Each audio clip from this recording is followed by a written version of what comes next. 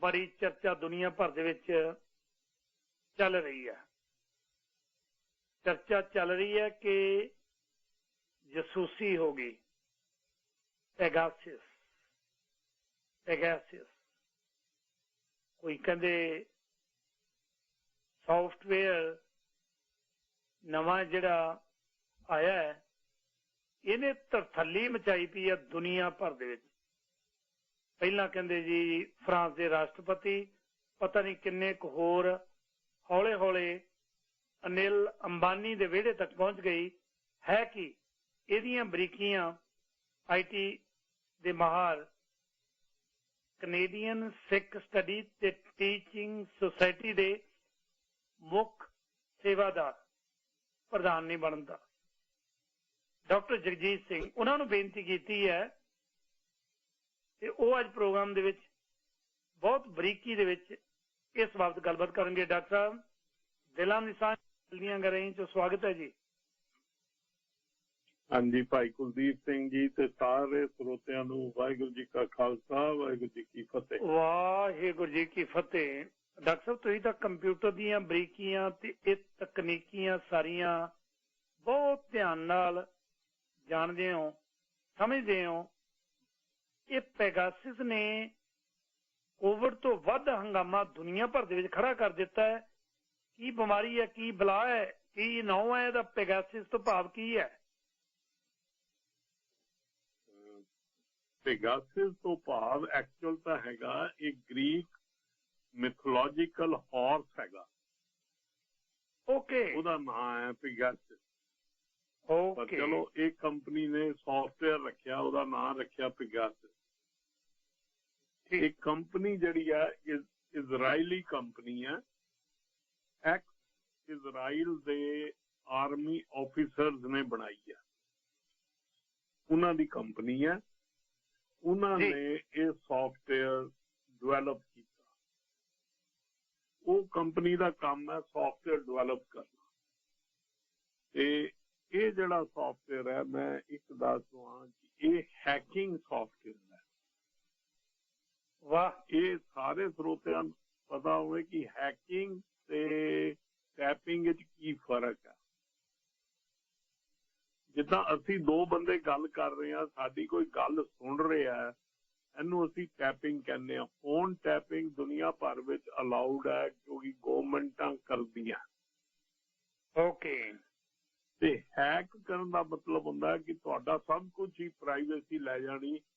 तुसीं ईवन अपने घर विच की गल करदे हो, दोस्तां नाल की करदे हो, किन्नू मिलदे हो, कित्थे फोटो खिचदे हो, की करदे हो, किहड़ा तुसीं WhatsApp ते मैसेज भेजिया, किहड़ा की कीता, सब कुछ तुहाडा एक तरह दा फोन दा ऑपरेशन दूजे बंदे दे हत्थ च है। ओके, तां ही पॉसिबल है कि असीं सारी दुनिया विच सॉफ्टवेयर जिहड़े है स्मार्टफोन यूज करने शुरू कर दे। ਜਿਹੜੇ ਸਮਾਰਟਫੋਨ ਦੇ ਵਿੱਚ ਹਰ ਇੱਕ ਬੰਦਾ ਕਿਉਂਕਿ ਯੂਜ਼ ਕਰ ਰਿਹਾ, ਇਸ ਕਰਕੇ ਇਹ ਸੌਫਟਵੇਅਰ ਬਣ ਸਕਦਾ। तो कंपनी, मैं पीछे आ जाऊँ थोड़ा जिहा कि कंपनी की करती है। जिस कंपनी ने डेवलप किया उसका नाम है NSO, इजराइल की कंपनी। ਉਹਦੇ दो ही सॉफ्टवेयर है, एक पेगासस, एक इक्लिप्स। इक्लिप्स सॉफ्टवेयर एक ऐसा सॉफ्टवेयर है जिहड़ा जदों कोई ड्रोन किधरे फ्लाई करता, उन्होंने इन ट्रांजिट उसका प्रोग्राम बदल सकती है। ऊपर उड़दे उड़दे का प्रोग्राम बदल सकती है। उन्होंने प्रोटेक्टिव सॉफ्टवेयर है। ये दोनों सॉफ्टवेयर इजराइल गवर्नमेंट वालों they are the weapon. They are not software, they are treated, they are classified as weapons. ये प्लीज सारे जने स्रोते ध्यान रखन, क्योंकि ये जरूरी नहीं कि वैपन उही हुंदा जिहड़ा असला चलदा। वैपन बड़े तरह के वैपन होंदे आ जिन्हां नाल तुसीं कई चीज़ां दी तबाही कर सकदे हो। तो ये दोनों सॉफ्टवेयर जिहड़े आ, इक्लिप्स भी ते पेगासस भी, they are classified as weapon. तो ਕੰਮ ਕਿੱਦਾਂ ਕਰਨਾ। ਅਸੀਂ ਪੈਗਾਸਸ ਤੇ ਆਵਾਂਗੇ, ਸਿਰਫ ਇਕਲਿਪਸ ਤੇ ਨਹੀਂ ਅੱਜ ਅਸੀਂ ਗੱਲ ਕਰਾਂਗੇ। ਪੈਗਾਸਸ ਜਿਹੜਾ ਹੈ ਉਹ ਜਿਸ ਵੇਲੇ ਤੁਹਾਡਾ ਫੋਨ ਕੁਲਦੀਪ ਸਿੰਘ ਜੀ ਦਾ ਫੋਨ ਹੈਗਾ, ਜੇ ਇਹਦੇ 'ਚ ਆ ਜਾਏ ਕੁਲਦੀਪ ਸਿੰਘ ਜੀ ਕਿਹਨੂੰ ਮਿਲੇ, ਕਿਹਦੇ ਨਾਲ ਕੀ ਗੱਲ ਕੀਤੀ, ਕਿਹਨੂੰ WhatsApp ਮੈਸੇਜ ਕੀਤੇ, ਕਿਹਨੂੰ ਮੈਸੇਜ ਕੀਤੇ, ਕਿਹੜੀਆਂ ਕਿਹੜੀਆਂ ਐਪਸ ਵਰਤਦੇ ਆ, ਕਿਹੜੇ ਗਾਣੇ ਸੁਣਦੇ ਆ, ਬਾਥਰੂਮ ਵਿੱਚ ਗਾਣਾ ਗਾਉਂਦੇ ਕਿ ਨਹੀਂ ਗਾਉਂਦੇ, ਤੇ ਸਭ ਕੁਝ ਤੁਹਾਡਾ ਘਰ ਵਿੱਚ ਕੀ, ਵਾਈਫ ਨਾਲ ਕੀ ਗੱਲ ਕੀਤੀ, ਬੈਡਰੂਮ ਵਿੱਚ ਕੀ ਹੋਇਆ, ਬੱਚਿਆਂ ਨਾਲ ਕੀ ਗੱਲ ਕੀਤੀ, ਹਰ ਇੱਕ ਨੂੰ ਇਹ ਰਿਕਾਰਡ ਕਰਦਾ ਜਾਏਗਾ। ਵਾਹ। ਇਹਨਾਂ ਦਾ ਬੇਸਿਕ ਕੰਮ ਜਿਹੜਾ ਉਹ ਇਹ ਹੈ ਕਿ ਅਸੀਂ ਸਾਰੇ ਜਣੇ 2-3 ਤਰ੍ਹਾਂ ਦੇ ਸੌਫਟਵੇਅਰ ਯੂਜ਼ ਕਰਦੇ ਹਾਂ ਫੋਨ ਦੇ ਵਿੱਚ। ਐਪਲ ਫੋਨ ਵਾਲੇ iOS ਯੂਜ਼ ਕਰਦੇ ਆ, ਐਂਡਰੋਇਡ ਵਾਲੇ ਆਪਣਾ ਆਪਰੇਟਿੰਗ ਸੌਫਟਵੇਅਰ ਯੂਜ਼ ਕਰਦੇ ਆ। ਸੋ ਇਹ ਜਿਹੜੇ ਸੌਫਟਵੇਅਰ ਆਪਰੇਟਿੰਗ ਸੌਫਟਵੇਅਰ ਹੈ ਉਹਨਾਂ ਦੇ ਵਿੱਚ ਇਹ ਕਮੀ ਪੇਸ਼ੀ ਲੱਭ ਕੇ ਤੇ ਉਹਦੇ ਵਿੱਚ ਇਹ ਆ ਕੇ ਬੈਠ ਜਾਂਦਾ ਤੇ ਤੁਹਾਨੂੰ ਬਗੈਰ ਦੱਸੇ ਤੁਹਾਡੀ ਜਿਹੜੀ ਹੈ ਹਰ ਪੁਆਇੰਟ ਤੇ ਹਰ ਵੇਲੇ ਇਹ ਕੰਟਰੋਲ ਕਰ ਰਿਹਾ ਤੁਹਾਡੇ ਫੋਨ ਨੂੰ। ਤੁਸੀਂ ਕੈਮਰਾ ਨਹੀਂ ਵੀ ਔਨ ਕੀਤਾ ਤੇ ਇਹ ਕੈਮਰਾ ਔਨ ਕਰ ਸਕਦਾ ਆਪਣੇ ਆਪ। ਅੱਛਾ।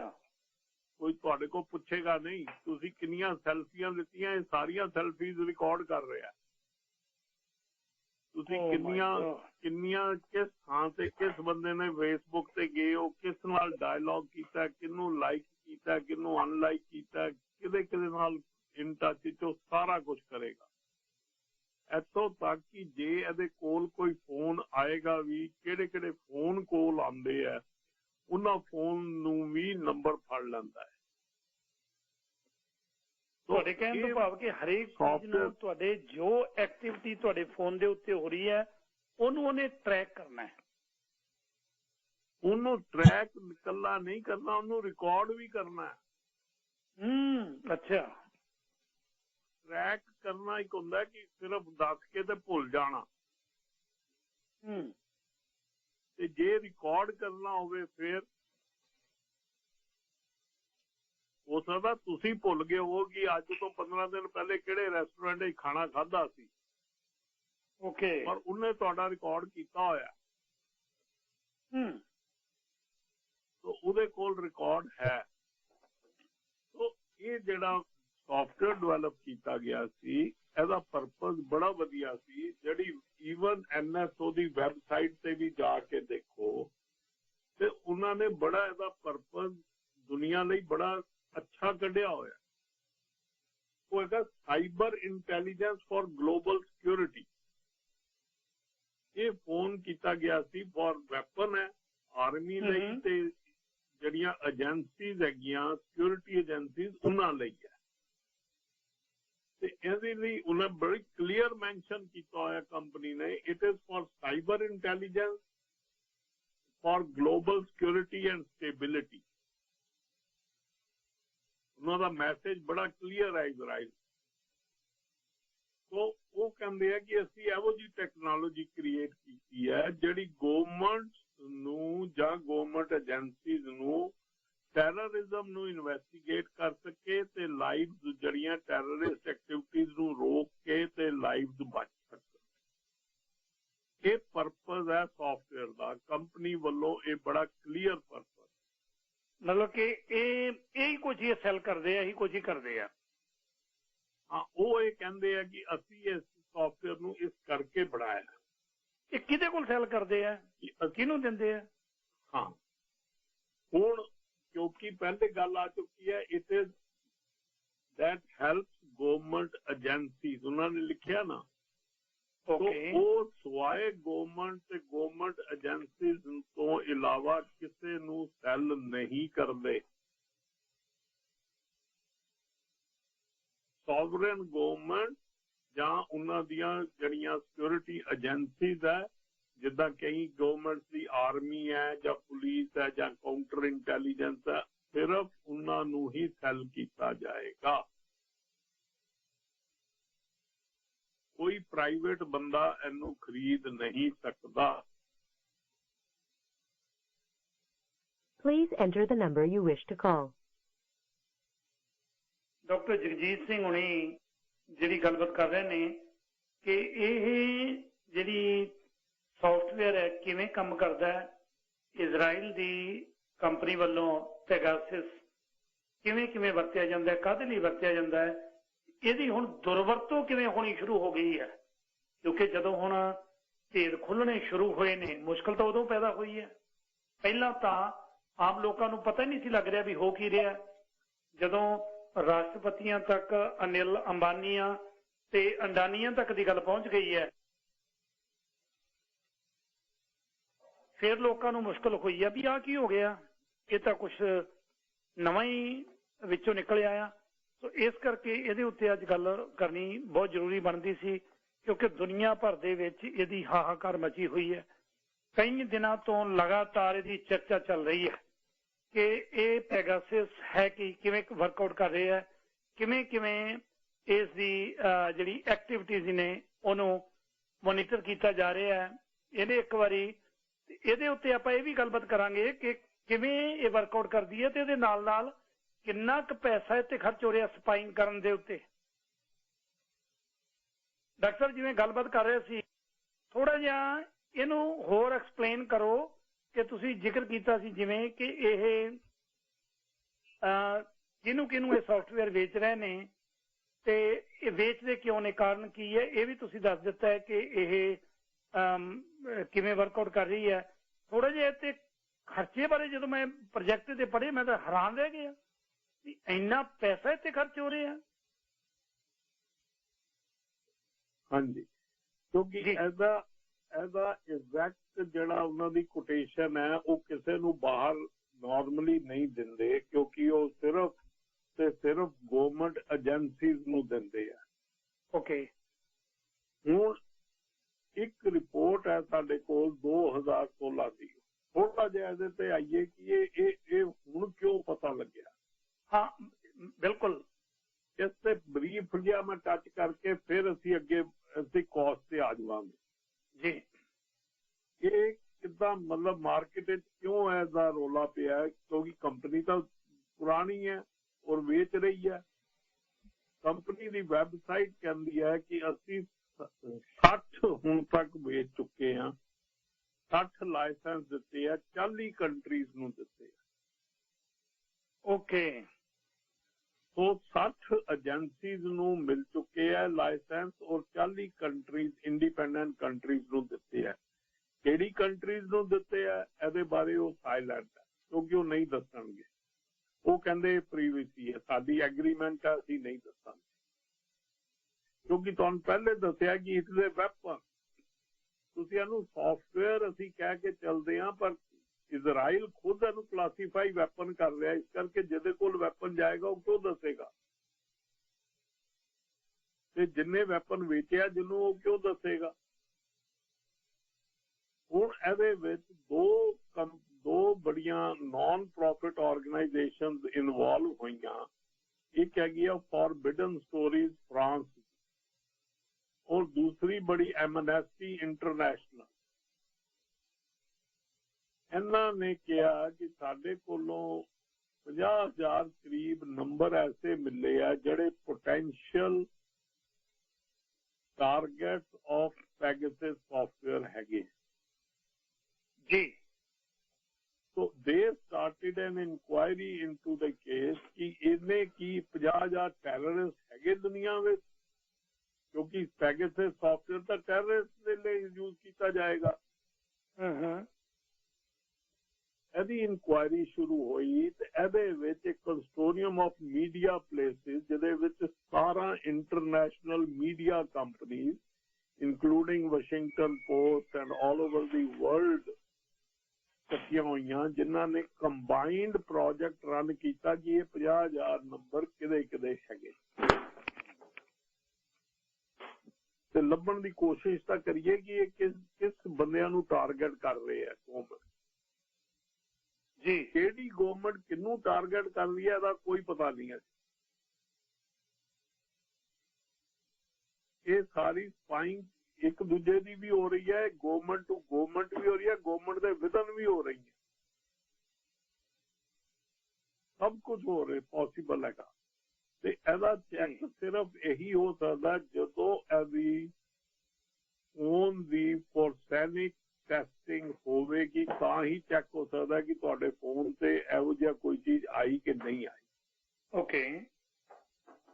ਤੇ ਇਹਦੇ ਵਿੱਚ ਸਭ ਤੋਂ ਇੰਪੋਰਟੈਂਟ ਰੋਲ ਜਿਹੜਾ ਟੋਰਾਂਟੋ ਦੀ ਲੈਬ ਦਾ ਜਿਹੜੀ ਕਿ ਟੈਸਟ ਕਰਕੇ ਦੱਸ ਸਕਦੀ ਹੈ ਫੋਨ ਕਿ ਇਹ ਫੋਨ ਜਿਹੜਾ ਤੁਹਾਡਾ ਟੈਪ ਹੋਇਆ ਸੀ ਜਾਂ ਫੋਨ ਦੇ ਉੱਤੇ ਹੈਕਿੰਗ ਹੋਈ ਸੀ ਕਿ ਨਹੀਂ ਸੀ ਹੋਈ। ਅੱਛਾ, ਉਹ ਲੈਬ ਹੈ। ਅਜੇ ਤੁਹਾਨੂੰ ਜਿੰਨੇ ਕੁਝ ਮਿਲ ਰਹੇ ਹੈ ਕੁਝ ਟਾਰਗੇਟਡ ਪੋਟੈਂਸ਼ੀਅਲ ਟਾਰਗੇਟਸ ਮਿਲ ਰਹੇ ਹੈ, ਕੁਝ ਬਾਰੇ ਕਿਹਾ ਜਾ ਰਿਹਾ ਕਿ ਇਹ ਹੋ ਸਕਦੇ ਆ, ਪਰ ਜਿੰਨਾ ਚਿਰ ਤੱਕ ਉਹ ਆਪਣੇ ਫੋਨ ਨਹੀਂ ਦੇਣਗੇ ਉਹਨਾਂ ਚਿਰ ਤੱਕ ਇਹ ਪ੍ਰੂਫ ਲੈਣਾ ਜਾਂ ਉਹਨਾਂ ਦੇ 100% ਉਹਨਾਂ ਦੇ ਫੋਨ ਟਾਰਗੇਟ ਹੋਏ ਕਿ ਨਹੀਂ ਹੋਏ ਇਹ ਦੱਸਣਾ ਪੂਰਾ ਸੰਭਵ ਨਹੀਂ ਹੈ। तो कई अफवाहों ते ना जाओ, अजे सिर्फ पोटेंशियल टारगेट है, ये सिर्फ जिन्ने भी आ रही हैं खबर, जिन्ने भी फोन नंबर आ रहे हैं दे आर पोटेंशियल टारगेट। हुण इन्हां दी कॉस्ट ते तुसीं पुछ रहे हो कि कॉस्ट कितनी है जी? नहीं, कॉस्ट तो पहला मिनिमम इंस्टॉलेशन जी जी जी कॉस्ट ते आपां बाद च आउणे आ। ਇਹਦੇ ਵਿੱਚ ਇਹ ਪੱਤਰਕਾਰ, ਵਕੀਲ, ਮਨੁੱਖੀ ਹੱਕਾਂ ਦੀ ਗੱਲਬਾਤ ਕਰਨ ਵਾਲੇ ਉਹਦੀ ਜਸੂਸੀ ਕਿਉਂ ਕਰਦੇ ਸਨ? ਇਹ ਕਿ ਗਵਰਨਮੈਂਟਾਂ ਵੱਲੋਂ ਗਵਰਨਮੈਂਟਾਂ ਨੇ ਸੌਫਟਵੇਅਰ ਖਰੀਦ ਕੇ ਉਹਨਾਂ ਦੀ ਜਸੂਸੀ ਲਈ ਇਹ ਕੰਮ ਲਈ ਬਾਏ ਕੀਤੇ ਸੀ? ਪਹਿਲੇ ਤਾਂ ਇਹ ਦੇਖਣ ਦੀ ਲੋੜ ਹੈ ਕਿ ਕਿਹੜੀਆਂ ਕਿਹੜੀਆਂ ਇਹ ਜਿਹੜੇ ਫੋਨ ਨੰਬਰ ਆਏ ਆ ਕਿਹੜੀ ਕਿਹੜੀ ਥਾਂ ਤੋਂ ਉੱਠੇ ਆ।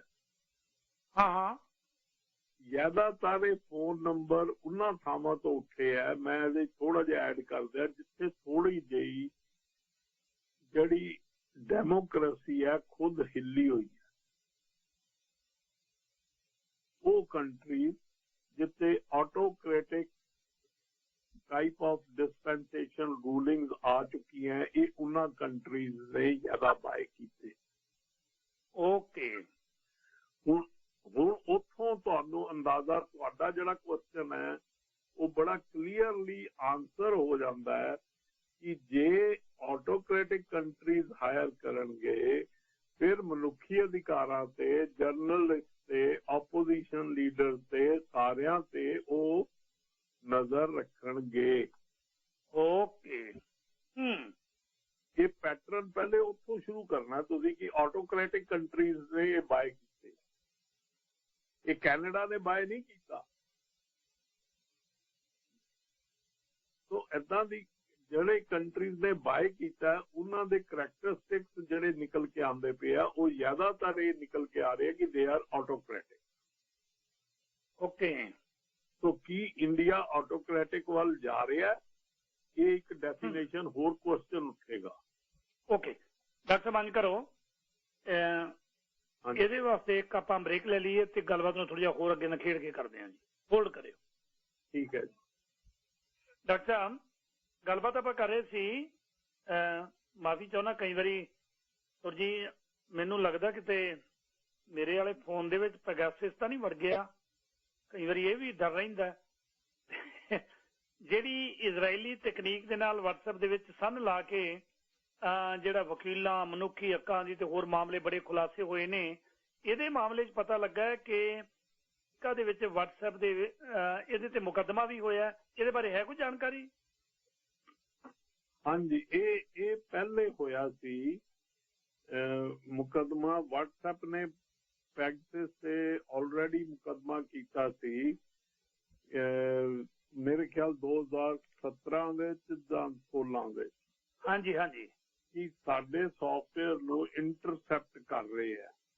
ਓਕੇ, ਉਹ ਆਲਰੇਡੀ ਚੱਲ ਰਿਹਾ ਕਿਉਂਕਿ ਜਿਹੜਾ ਟੈਪਿੰਗ ਮੈਂ ਤੁਹਾਨੂੰ ਦੱਸਿਆ ਕਿ ਟੈਪਿੰਗ ਜਿਹੜੀ ਹੈ ਉਹ ਵਰਲਡ ਵਾਈਡ ਲੀਗਲ ਚੀਜ਼ ਹੈ, ਪਰ ਹੈਕਿੰਗ ਜਿਹੜੀ ਹੈ internationally it is a crime.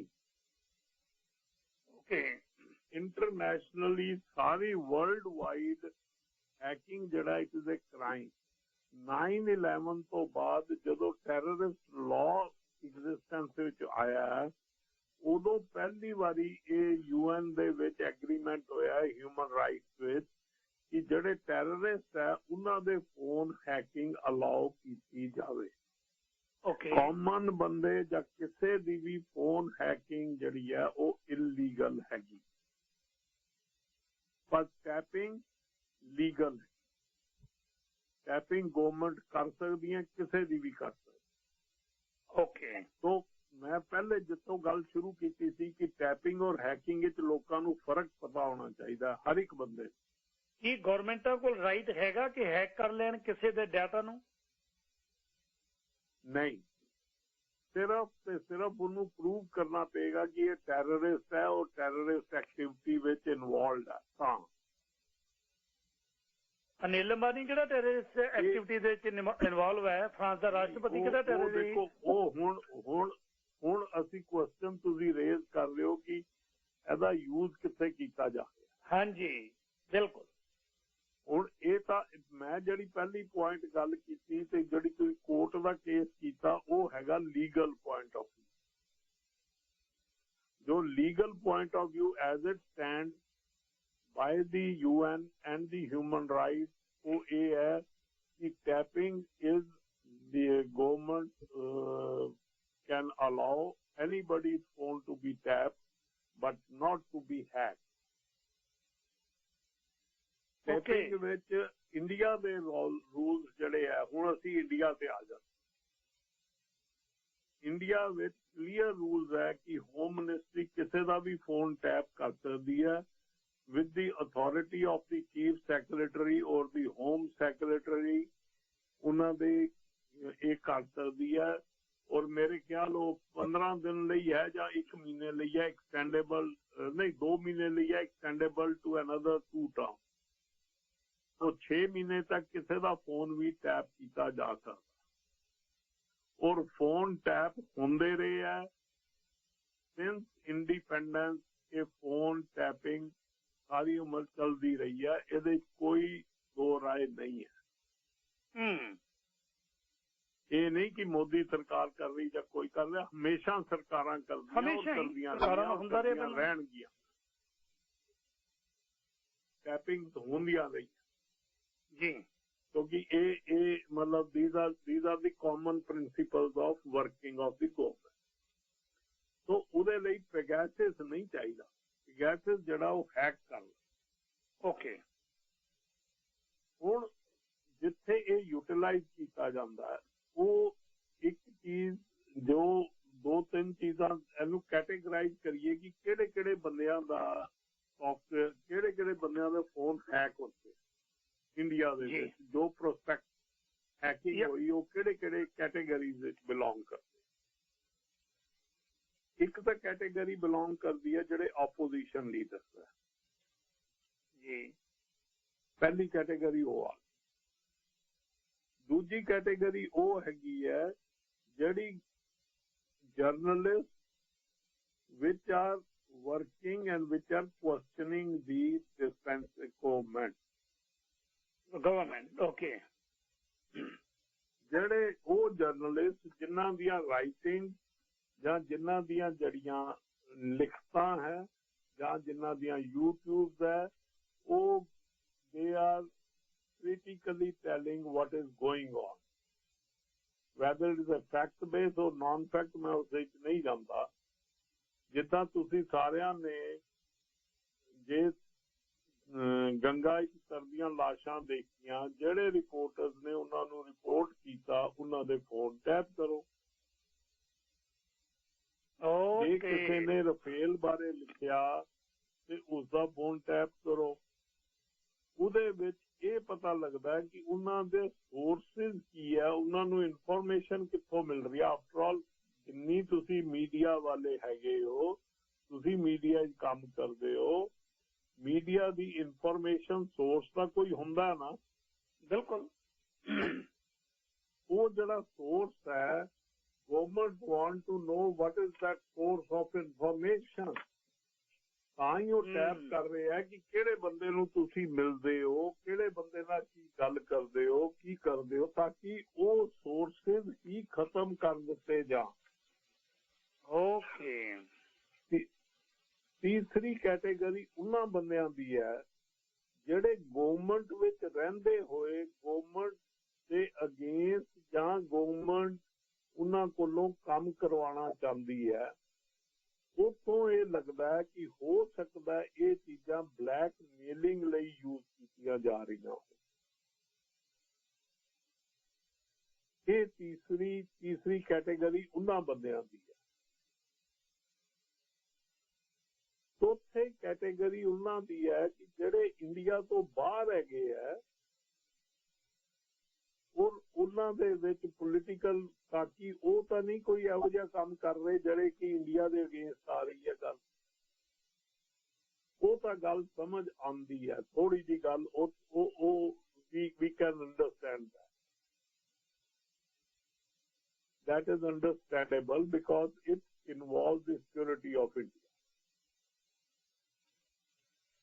So that part we are already कि हाँ भाई ये तो हर एक कंट्री सिक्योरिटी ਲਈ ਤਾਂ ਨੈਚੁਰਲੀ ਉਹਨਾਂ ਨੂੰ ਕਰਨਾ ਹੀ ਚਾਹੀਦਾ ਔਰ ਕਰਦੇ ਵੀ ਹੈ। ਠੀਕ ਹੈ ਉਹ ਬਿਲਕੁਲ। ਹੁਣ ਇਹਦੀ ਕਾਸਟ ਬਾਰੇ ਤੁਸੀਂ ਕੁਐਸਚਨ ਕੀਤਾ ਸੀ। ਹਾਂਜੀ, ਕਾਸਟ ਬਾਰੇ ਡਾਕਟਰ ਸਾਹਿਬ ਇੱਕ ਮਿੰਟ, ਮੈਂ ਇੱਕ ਲਾਸਟ ਬ੍ਰੇਕ ਲੈ ਲਾਂ ਫਿਰ ਆਪਾਂ ਕਾਸਟ ਦੀ ਗੱਲਬਾਤ ਤੇ ਆਉਂਦੇ ਹਾਂ, ਕਿਉਂਕਿ ਕੋਈ ਕੱਲ ਕਾਫੀ ਲੰਮੇ ਸਮੇਂ ਤੋਂ ਹੋਲਡ ਤੇ ਨੇ, ਉਹਨਾਂ ਦੀ ਗੱਲਬਾਤ ਮੈਂ ਬੇਨਤੀ ਕਰਾਂਗਾ ਕਿ ਅਜੇ ਸ਼ਾਇਦ ਕੱਲ ਨਾ ਲਈ, ਪਰ ਫਿਰ ਵੀ ਤੁਹਾਡਾ ਇੱਕ ਮਿੰਟ ਮੈਂ ਜ਼ਰੂਰ ਵਿੱਚ ਸ਼ਾਮਲ ਕਰਾਂਗੇ। ਸੋ ਇੱਕ ਲਾਸਟ ਬ੍ਰੇਕ ਤੇ ਉਸ ਤੋਂ ਬਾਅਦ ਵਾਪਸ ਆਉਂਦੇ ਹਾਂ। ਅੰਦਰ ਵੀ ਨਾਲ ਵੇਟ ਕਰ ਰਹੇ ਨੇ, ਇੰਤਜ਼ਾਰ ਕਰ ਰਹੇ ਨੇ, ਤੁਹਾਡੇ ਨਾਲ ਗੱਲਬਾਤ ਕਰਨਾ ਚਾਹੁੰਦੇ ਆ। ਥੋੜੀ ਜਿਹਾ ਦੱਸਿਓ ਵੀ ਇਹਦੀ ਕਾਸਟ ਕਿੰਨੀ ਕੁ ਆ ਰਹੀ ਹੈ, ਫਿਰ ਉਸ ਤੋਂ ਬਾਅਦ ਮੈਂ ਕੋਸ਼ਿਸ਼ ਕਰਾਂਗਾ ਜੇ ਸਮਾਂ ਮਿਲਿਆ ਤੇ ਕੱਲ ਲੈਣ ਦੀ।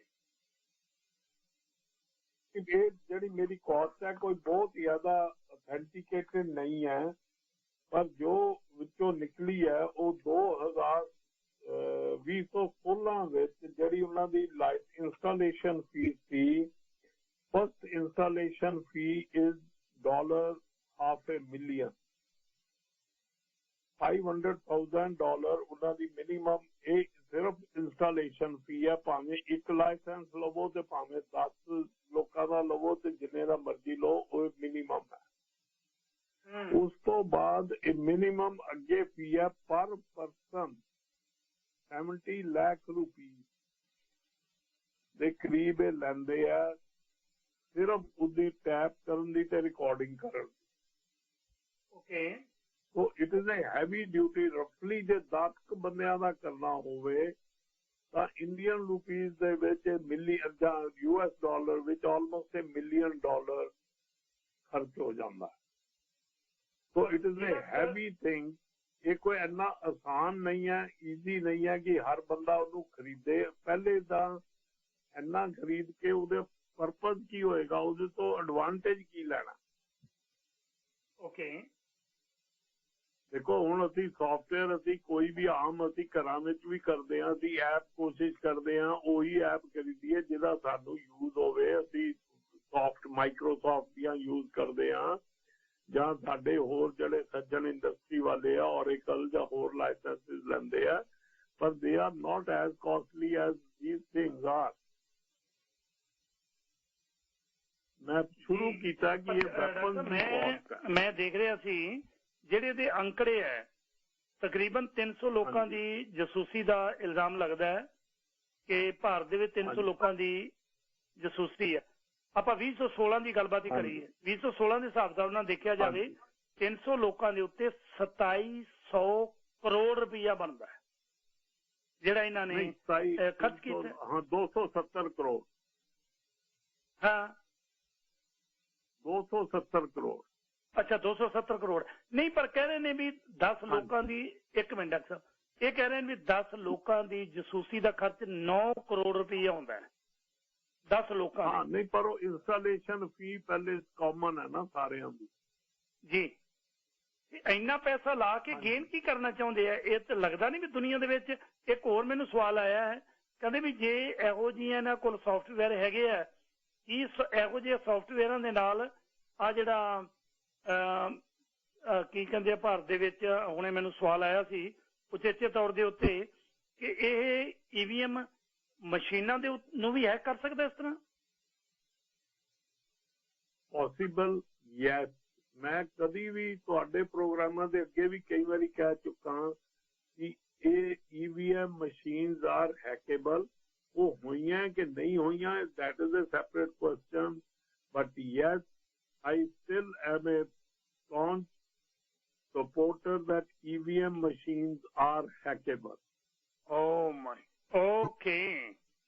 ਆਪਾਂ ਇੰਜ ਕਰਦੇ ਹਾਂ ਡਾਕਟਰ ਸਾਹਿਬ, ਦੇਖੋ 3 ਕਾਲਰ ਨੇ। ਸੌਫਟਵੇਅਰ ਐਸਾ ਨਹੀਂ ਅਜੇ ਤੱਕ ਦੁਨੀਆ ਵਿੱਚ ਕਿ ਜਿਹਨੂੰ ਹੈਕ ਨਾ ਕੀਤਾ ਜਾ ਸਕੇ। ਓਕੇ, ਹਰੇਕ ਨੂੰ ਹੈਕ ਕੀਤਾ ਜਾ ਸਕਦਾ ਹੈ।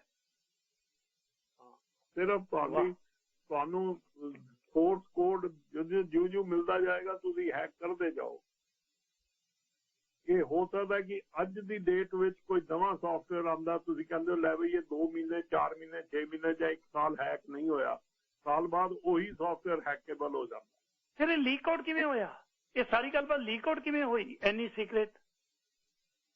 ਹਾਂਜੀ, ਮੈਂ ਲੀਕ ਆਊਟ ਦੱਸੀ ਹੈ ਕਿ ਦੇਰ ਆਰ 2 ਏਜੰਸੀਜ਼ ਜਿਹੜੀਆਂ ਨॉन ਪ੍ਰੋਫਿਟ ਏਜੰਸੀਜ਼ ਹੈ, ਫॉरबिडन ਸਟੋਰੀਜ਼ ਫਰਾਂਸ ਦੀ ਤੇ ਐਮਨੈਸਟੀ ਇੰਟਰਨੈਸ਼ਨਲ ਜਿਹੜੀ ਇੰਟਰਨੈਸ਼ਨਲ ਹਿਊਮਨ ਰਾਈਟਸ ਤੇ ਕੰਮ ਕਰਦੀ ਹੈ, ਉਹਨਾਂ ਕੋਲੋਂ ਇਹ ਰਿਪੋਰਟਸ ਆਈਆਂ ਕਿ ਤੁਹਾਡੇ ਫੋਨ ਹੈਕ ਹੋ ਰਹੇ ਹੈ। Okay. And they got the minimum data ਤੇ ਉਹਨਾਂ ਨੇ ਇਹ ਪ੍ਰੋਜੈਕਟ ਪੈਗਾਸਸ ਫਾਈਨੈਂਸ ਵੀ ਕੀਤਾ ਤੇ ਰਨ ਵੀ ਕੀਤਾ ਤੇ ਇਹਦੇ ਵਿੱਚ 17 ਵਰਲਡ ਦੀਆਂ ਮੀਡੀਆ ਹਾਊਸਿਸ ਨੂੰ ਉਹਨਾਂ ਨੇ ਇਨਵੋਲਵ ਕਰਕੇ ਕੰਸੋਰੀਅਮ ਬਣਾ ਕੇ ਇਕੱਠੇ ਗਰੁੱਪ ਵਿੱਚ ਇੰਡੀਆ ਵਿੱਚ ਜਿਹੜੀ ਇਹਦੀ ਕੰਟੈਕਟ ਏਜੰਸੀ ਹੈ ਉਹ ਹੈ ਦੀ ਵਾਇਰ। ਜਿਨ੍ਹਾਂ ਨੇ ਹੋਰ ਰਿਪੋਰਟ ਪੜ੍ਹਨੀ ਹੋਵੇ ਦੀ wire.in ਤੇ ਬੜੀਆਂ ਡਿਟੇਲਡ ਰਿਪੋਰਟਸ ਪਈਆਂ, ਕਿਉਂਕਿ ਇੰਡੀਆ ਵਿੱਚ ਉਹ ਜਿਹੜੀ ਮੀਡੀਆ ਹਾਊਸ ਹੈ that is leading the investigation. Okay, ਗੱਲ ਕਰੀਏ ਡਾਕਟਰ ਸਾਹਿਬ। ਸਿਰਫ ਮੈਂ 30 ਸਕਿੰਟ ਦਾ ਇੱਕ ਸਵਾਲ ਲੈਣਾ ਚਾਹੁੰਦਾ। ਦੇਖੋ ਕਾਲਰ ਨੇ ਬੜੇ ਲੰਮੇ ਸਮੇਂ ਤੋਂ। ਹਾਂਜੀ ਜ਼ਰੂਰ ਸਵਾਲ ਜ਼ਰੂਰ। ਸੰਖੇਪ ਰੱਖਿਓ। ਸਰਦਾਰ ਜਗਮੇਲ ਸਿੰਘ ਖਾਲਸਾ ਜੀ, ਬੜਾ ਲੰਮਾ ਸਮਾਂ ਹੋ ਗਿਆ ਹੋਲਡ ਤੇ, ਤੁਹਾਨੂੰ ਵੱਧ ਸਵਾਗਤ ਹੈ ਜੀ। ਮੈਂ ਡਾਕਟਰ ਸਾਹਿਬ ਤੋਂ ਇਹ ਪੁੱਛਣਾ ਚਾਹੁੰਦਾ ਸਰਦਾਰ ਕੁਲਦੀਪ ਸਿੰਘ ਕਿ ਕੋਈ ਵੀ ਵਾਇਰਲੈਸ ਲਿੰਕ ਲੋ ਫ੍ਰੀਕੁਐਂਸੀ ਤੋਂ ਲੈ ਕੇ ਅਲਟਰਾ ਹਾਈ ਫ੍ਰੀਕੁਐਂਸੀ ਤੱਕ ਉਹ ਇੰਟਰਸੈਪਟ ਕੀਤਾ ਜਾ ਸਕਦਾ, ਇਹ 'ਚ ਕੋਈ ਸ਼ੱਕ ਨਹੀਂ। ਅੱਛਾ, ਹੁਣ ਜਿਹੜੇ ਗਵਰਨਮੈਂਟ ਟੂ ਗਵਰਨਮੈਂਟ, ਇਹ ਸਾਰੀਆਂ ਗਵਰਨਮੈਂਟਾਂ ਕੋਲ ਹੈਗੀਆਂ, ਪਰ ਆਪਣੇ ਗੁਆਂਢੀ ਪਾਕਿਸਤਾਨ ਕੋਲ ਵੀ ਹੋਊਗਾ, ਉਹ ਫਿਰ ਮੋਦੀ ਹੋਣਾ ਦਾ ਟੋਲਾ ਜਿੰਨਾ ਉਹ ਫੋਨ ਤੇ ਗੱਲ ਕਰਦੇ ਆ ਉਹ ਵੀ ਇੰਟਰਸੈਪਟ ਕਰ ਲੈਣਗੇ ਕਿ ਨਹੀਂ ਕਰ ਲੈਣਗੇ? ਇੱਕ ਦੂਸਰੀ ਲੈਂਡਲਾਈਨ ਨੂੰ ਤਾਂ ਟੇਪ ਕੀਤਾ ਜਾ ਸਕਦਾ, ਲੈਂਡਲਾਈਨ ਨਾਲ, ਪਰ ਪੈਗਾਸਸ ਜਿਹੜਾ ਹੈ ਉਹ ਲੈਂਡਲਾਈਨ ਨੂੰ ਰਿਸੀਵ ਕਰੇਗਾ ਕਿ ਨਹੀਂ ਕਰੇਗਾ? ਤੇ ਇਹ ਦੱਸਿਓ ਜ਼ਰਾ ਕਿ। Thank you. ਬਹੁਤ ਧੰਨਵਾਦ ਡਾਕਟਰ ਸਾਹਿਬ। ਹਾਂਜੀ, ਬੜੀ ਕਲੀਅਰ ਇਹਨਾਂ ਦੀ ਗੱਲ ਬਿਲਕੁਲ ਠੀਕ ਹੈ ਕਿ ਜਿਹੜੇ ਫੋਨ ਟੈਪਿੰਗ ਦੀ ਇਹਨਾਂ ਨੇ ਗੱਲ ਕੀਤੀ, ਫੋਨ ਟੈਪਿੰਗ ਹਰ ਫ੍ਰੀਕੁਐਂਸੀ ਤੇ ਅਲਾਉਡ ਹੈਗੀ ਹੈ, ਉਹ ਅਸੀਂ ਐਗਰੀ ਕਰ ਗਏ ਆ ਸਾਰੇ। ਜਿਹੜੀ ਲੈਂਡਲਾਈਨ ਤੇ ਮੈਂ ਸ਼ੁਰੂ ਤੋਂ ਕਿਹਾ ਜੇ ਸਮਾਰਟਫੋਨ ਤੁਹਾਡੇ ਕੋਲ ਨਹੀਂ ਹੈ ਤਾਂ ਪੈਗਾਸਸ ਸੌਫਟਵੇਅਰ ਨਹੀਂ ਚੱਲ ਸਕਦਾ। ਜੇ ਤੁਹਾਡੇ ਕੋਲ ਸਮਾਰਟਫੋਨ ਨਹੀਂ ਹੈ, ਜਿਹੜੇ ਪੁਰਾਣੇ ਇੱਕ ਪਤਾ ਯਾਦ ਹੈ ਇੱਕ ਫੋਨ ਹੁੰਦੇ ਜਿਹੜੇ ਫਲਿੱਪ ਕਰਕੇ ਚੱਲਦੇ ਸੀ? ਹਾਂਜੀ ਹਾਂਜੀ, ਉਹਨਾਂ ਤੇ ਨਹੀਂ ਚੱਲ ਸਕਦਾ। ਓਕੇ, ਪੈਗਾਸਸ ਇਹ ਸਿਰਫ ਤੇ ਸਿਰਫ ਸਮਾਰਟਫੋਨ ਜਿੰਨੇ ਤਰ੍ਹਾਂ ਦੇ ਹੁਣ ਹੈਗੇ ਉਹਨਾਂ ਤੇ ਚੱਲ ਸਕਦਾ। ਜੇ ਠੀਕ ਹੈ, ਜੇ ਤੁਸੀਂ ਉਹ ਵਾਲੇ ਯੂਜ਼ ਕਰਦੇ ਪਏ ਹੋ ਫਿਰ ਤੁਸੀਂ ਸੇਫ ਹੋ, ਕਿਉਂਕਿ ਫਿਰ ਨੈਚੁਰਲੀ ਉਹਦੇ ਚ ਕੈਮਰਾ ਵੀ ਨਹੀਂ ਹੈਗਾ, ਉਹਦੇ ਵਿੱਚ ਹੋਰ ਵੀ ਕਈ ਚੀਜ਼ਾਂ ਨਹੀਂ ਹੈਗੀਆਂ, ਤੁਸੀਂ ਉਹ ਸਾਰੀਆਂ ਚੀਜ਼ਾਂ ਡਿਨਾਈ ਕਰ ਗਏ ਨਾ ਆਪਣੇ ਲਈ। ਓਕੇ, ਗੁਰਚਰਨ ਸਿੰਘ ਜੀ। ਹਾਂਜੀ, ਸਰਦਾਰ ਗੁਰਚਰਨ। ਸਤਿ ਸ਼੍ਰੀ ਅਕਾਲ ਡਾਕਟਰ ਸਾਹਿਬ। ਸਤਿ ਸ਼੍ਰੀ ਅਕਾਲ ਜੀ। ਸਤਿ ਸ਼੍ਰੀ ਅਕਾਲ। ਥੋੜੇ ਜਵਾਬ ਤਾਂ ਵੈਸੇ ਮਿਲ ਗਿਆ ਮੈਨੂੰ, ਜਿਹੜਾ ਆਪਾਂ ਕਰ ਰਹੇ ਸੀ EVM ਬਾਰੇ ਮੈਂ ਕੁਐਸਚਨ ਕੀਤਾ ਸੀ, ਪਰ ਇੱਕ ਗੱਲ ਹੈ ਜੀ, ਜਿਹੜੇ ਦੋਨੇ ਚੀਜ਼ਾਂ ਇਹ ਬੜੀਆਂ ਖਤਰਨਾਕ ਨੇ। ਇਹ ਤਾਂ ਆਪਣੇ ਬੈਡਰੂਮ ਚ ਤੱਕ ਬੰਦਾ, ਬਾਹਰਲਾ ਬੰਦਾ ਪਹੁੰਚ ਗਿਆ, ਇੱਕ ਤਰ੍ਹਾਂ ਘਰਾਂ ਚ ਪਹੁੰਚ ਗਿਆ ਆਪਣੇ। ਇਹ ਬੜੀ ਚੀਜ਼ ਖਤਰਨਾਕ ਨਹੀਂ ਕਹਾਂ ਤੇ ਹੋਊਗੀ ਫਿਰ ਜੇ ਵੱਧਦਾ ਗਿਆ ਹੋਰ ਲੋਕਾਂ ਕੋਲ ਆਮ ਇਹ ਚੱਲਿਆ ਗਿਆ ਅੱਗੇ, ਇਹ ਘਰਾਂ ਚ ਆ ਗਿਆ ਆਪਣੇ, ਹਨਾ, ਬੈਡਰੂਮ ਤੱਕ ਪਹੁੰਚ ਗਈ ਚੀਜ਼। ਗੁਰਚਰਨ ਸਿੰਘ ਜੀ, ਕਿੱਥੋਂ ਕਾਲ ਕਰ ਰਹੇ ਹੋ? ਹਾਂਜੀ, ਕਿੱਥੋਂ ਕਾਲ ਕਰ ਰਹੇ ਹੋ ਵੀਰ ਜੀ? ਸਰੀ ਤੋਂ ਕਰ ਰਿਹਾ ਜੀ। ਓਕੇ, ਠੀਕ ਹੈ ਜੀ। ਓਕੇ ਓਕੇ ਜੀ। ਡਾਕਟਰ ਸਾਹਿਬ, ਇੱਕ ਕਾਲਰ ਮੈਂ ਹੋਰ ਲੈ ਲਾਂ, ਅਮਰਜੀਤ ਸਿੰਘ, ਇੱਕ ਕਾਲਰ ਮੈਂ ਹੋਰ ਲੈ ਲਾਂ ਤੇ ਫਿਰ ਆਪਾਂ ਸਮਾਪਤ ਕਰਦੇ ਹਾਂ ਜੀ। ਅਮਰਜੀਤ ਸਿੰਘ, ਸਤਿ ਸ਼੍ਰੀ ਅਕਾਲ ਜੀ। ਵੀਰ ਅਮਰਜੀਤ ਸਿੰਘ ਜੀ, ਦੁਬਾਰਾ ਕਾਲ ਕਰ ਲਿਓ ਜੀ ਤੁਸੀਂ।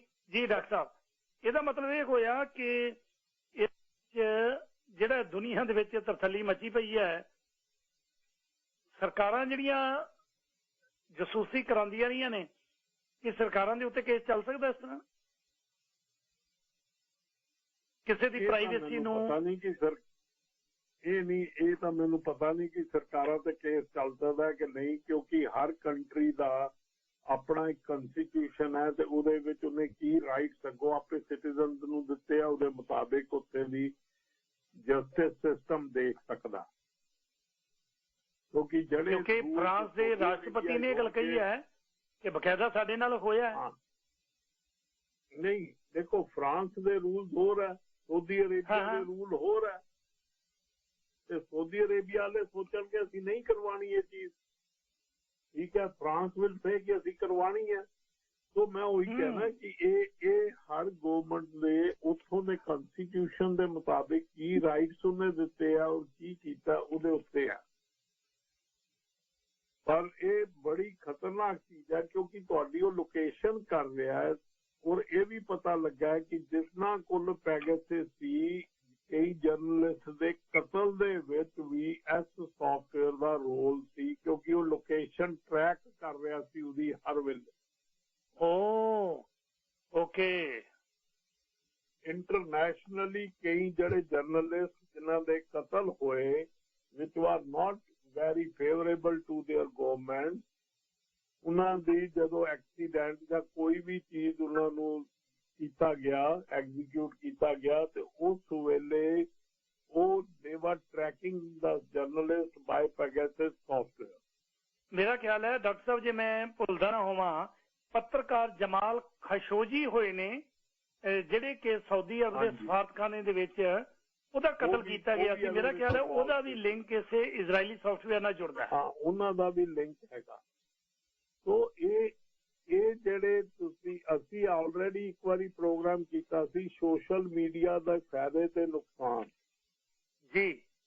ਉਹਦੇ ਵਿੱਚ ਅਸੀਂ ਕਲੀਅਰ ਕੀਤਾ ਸੀ ਕਿ ਫੇਸਬੁੱਕ, ਵਟਸਐਪ ਜਿਹੜਾ ਹੈਗਾ ਇਹ ਵੀ ਤੁਹਾਡੇ ਪੂਰੀ ਤਰ੍ਹਾਂ ਸੇਫ ਨਹੀਂ ਹੈ। ਇਹ ਵੀ ਐਲਗੋਰਿਦਮ ਨਾਲ ਤੁਹਾਡੇ ਬਿਹੇਵੀਅਰ ਨੂੰ, ਐਨਾਲਿਸਿਸ ਨੂੰ ਚੇਂਜ ਕਰਦੇ ਆ ਜੀ।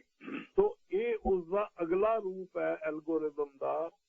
ਨੈਕਸਟ ਰੂਪ ਇਹ ਹੈ ਕਿ ਤੁਹਾਡੇ ਘਰਾਂ ਵਿੱਚ, ਤੁਹਾਡੇ ਹਰ ਵੇਲੇ ਤੁਹਾਡੀ ਜੇਬ ਵਿੱਚ ਪ੍ਰਾਈਵੇਸੀ ਤੁਹਾਡੀ 100%। ਦੂਜਾ ਭਾਈ ਸਾਹਿਬ ਕਹਿ ਕੇ ਗਏ ਬੈਡਰੂਮ ਵਿੱਚ ਵੜ ਗਿਆ, ਬੈਡਰੂਮ, ਬਾਥਰੂਮ, ਸਭ ਥਾਂ ਤੇ ਵੜ ਗਿਆ। ਜਦੋਂ ਤੁਸੀਂ ਬਾਥਰੂਮ ਵਿੱਚ ਇੰਟਰਨੈਟ ਗੈਜਟਸ ਲਗਾਉਂਦੇ ਹੋ ਤੇ ਬਾਥਰੂਮ ਵਿੱਚ ਤੁਸੀਂ ਇੰਟਰਨੈਟ ਨੂੰ ਆਪ ਤਾਂ ਘਰ ਬੁਲਾ ਲਿਆ। ਓਕੇ। ਤੇ ਫਿਰ ਤੁਸੀਂ ਕਿਉਂ ਦੂਜਿਆਂ ਨੂੰ ਕਿਉਂ ਬਲੇਮ ਕਰਨਾ? ਡਾਕਟਰ ਸਾਹਿਬ, ਅਸਲ ਦੇ ਵਿੱਚ ਹਾਂਜੀ, ਇਹ ਪੈਗਾਸਸ ਵਾਲਾ ਕੇਸ ਹੈ ਜਿਹੜਾ ਥੋੜਾ ਜਿਹਾ ਹੋਰ ਵਿਸਤਾਰ ਮੰਗਦਾ ਹੈ। ਆਉਣ ਵਾਲੇ ਸਮੇਂ 'ਚ ਕਿਤੇ ਹੋਰ ਥੋੜੀ ਜਿਹੀ ਵਿਸਤਾਰ ਦੇ ਵਿੱਚ ਗੱਲਬਾਤ ਕਰਾਂਗੇ। ਪਰ ਜਿੰਨੀ ਕੁ ਜਾਣਕਾਰੀ ਤੁਸੀਂ ਦਿੱਤੀ ਹੈ ਉਹਦੇ ਲਈ ਤੁਹਾਡਾ ਤਹਿ ਦਿਲੋਂ ਧੰਨਵਾਦ। ਤੇ ਕੱਲ ਨੂੰ ਐਤਵਾਰ ਦਾ ਦਿਨ ਹੈ ਮੇਰੇ ਖਿਆਲ, ਕੱਲ ਨੂੰ ਆਪਾਂ ਵੈਬੀਨਾਰ ਦੇ ਰਾਹੀਂ ਮਹਿਮਾਨ ਕੌਣ ਆ ਰਹੇ ਨੇ ਜੀ? ਕੱਲ ਮਹਿਮਾਨ ਹੈਗੇ ਜੀ ਬੀਬੀ ਜਸਵੀਰ ਕੌਰ ਜੀ ਖਾਲਸਾ। ਉਹ ਕਰਨਗੇ ਸਿੱਖ ਕਲਚਰ, ਸੱਭਿਆਚਾਰ ਬਨਾਮ ਪੰਜਾਬੀ ਸੱਭਿਆਚਾਰ। ਇਹਨਾਂ ਦੋਨਾਂ ਥੋੜਾ ਜਿਹਾ ਦੱਸੋ ਤੁਹਾਡੇ ਨਾਲ ਇਸ ਵੈਬੀਨਾਰ ਦੇ ਵਿੱਚ ਜੁੜਿਆ ਕਿਵੇਂ ਜਾਵੇ? ਕੀ ਸੰਪਰਕ ਨੰਬਰ ਕੀ ਹੈ, ਕਿਵੇਂ ਜੁੜਿਆ ਜਾਵੇ?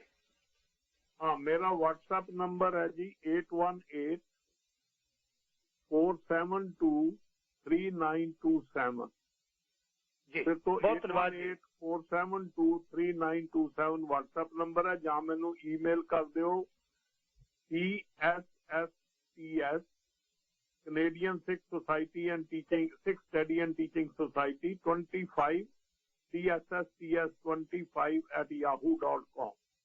ਜੀ ਬਹੁਤ ਬਹੁਤ ਧੰਨਵਾਦ ਡਾਕਟਰ ਸਾਹਿਬ। ਕੱਲ ਨੂੰ ਫਿਰ ਵੈਬੀਨਾਰ ਰਾਹੀਂ ਮਿਲਦੇ ਹਾਂ ਜੀ। 818 472 3927 ਡਾਕਟਰ ਸਾਹਿਬ ਦਾ ਨੰਬਰ ਹੈ ਜੀ। ਬਹੁਤ ਬਹੁਤ ਧੰਨਵਾਦ। ਤੇ ਦਾ ਤਹਿ ਦਿਲੋਂ ਧੰਨਵਾਦੀਆਂ। ਹੋਰ ਕਾਲਰ ਨਹੀਂ ਲੈ ਸਕਦਾ ਸਪਾਂਸਰ ਦਾ ਖਾਸ ਕਰਕੇ ਸੰਜੀਵ ਕਪੂਰ ਨਾਲ ਜਿਹੜੀ ਯੈਲੋ ਚਿੱਲੀ ਡੈਲਟਾ ਤੇ ਸਰੀ ਦੇ ਬਾਰਡਰ ਦੇ ਉੱਤੇ ਖੁੱਲੀ ਹੈ 88 ਤੇ 120 ਤੇ ਡੈਲਟਾ ਵਾਲੇ ਪਾਸੇ, ਉਹਦਾ ਆਨੰਦ ਜ਼ਰੂਰ ਲਿਓ ਭੋਜਨ ਦਾ। 604 598 0060 ਤੇ ਨਾਲ ਦੀ ਨਾਲ 2020 ਡਿਸਪੋਜ਼ਲ ਸਰਵਿਸ ਲਿਮਟਿਡ ਵਾਲਿਆਂ ਦਾ ਬਿਨਾਂ ਲੈਣੀਆਂ ਨੇ। ਤੁਸੀਂ ਰੇਤਾ ਲੈਣਾ, ਬਜਰੀ ਲੈਣੀ ਹੈ, ਟੌਪ ਸੋਇਲ ਜਾਂ ਲੇਬਰ ਚਾਹੀਦੀ ਹੈ 604 649 2467 ਤੇ ਨਾਲ ਦੀ ਨਾਲ MRN ਡੈਮੋਲੇਸ਼ਨ ਤੇ ਐਕਸਕੇਵੇਟਿੰਗ ਵਾਲੇ ਰਾਜ ਦਾ ਨੰਬਰ ਹੈ 604 729 8843। ਥਿੰਕ ਇੰਸ਼ੋਰੈਂਸ ਦੇ ਪਰਮਿੰਦਰ ਸਿੰਘ ਥਿੰਦ 604 828 7213। ਕਿੰਗ ਆਫ ਲਾਈਟਾਂ ਦੇ ਬਾਦਸ਼ਾਹ ਬਿੱਲਾ ਸਿੰਘ ਦਾ ਨੰਬਰ 604 961 6474। ਅੱਜ ਦਾ ਪ੍ਰੋਗਰਾਮ ਦਿਲਾਂ ਦੀ ਸਾਂਝ ਇੱਥੇ ਸਮਾਪਤ ਕਰਨ ਦੀ ਦਿਓ ਆਗਿਆ। ਕੱਲ ਨੂੰ ਬਰਾਲਾ ਪ੍ਰੋਗਰਾਮ ਲੈ ਕੇ ਤੁਹਾਡੇ ਹਾਜ਼ਰ ਹੋਵਾਂਗਾ। ਤਦ ਤੱਕ ਲਈ ਰੱਬ ਰਾਖਾ।